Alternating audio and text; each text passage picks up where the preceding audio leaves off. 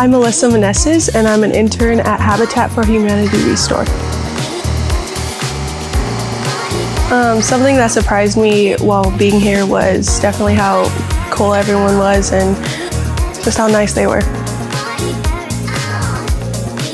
The thing that I've learned here that I would use in the future is definitely communication skills and customer service. It has been a lot of fun working here at the Restore, and I would definitely recommend a high school student to be an intern here. My name is Alyssa. I'm the director of the Habitat for Humanity Restore. I've been doing this for about 4 years. So I'm a father of 6, and I know on-hand training is the best way to teach a child how to do something. So we wanted to show them life skills like showing up on time, customer service, merchandising, whatever the job entails. And they're actually helping us right now during the busiest time of the year. So they're helping us tremendously in back, getting all the stuff out to the floor and selling it, making money for Habitat for Humanity. It's a great opportunity for your business and for the interns.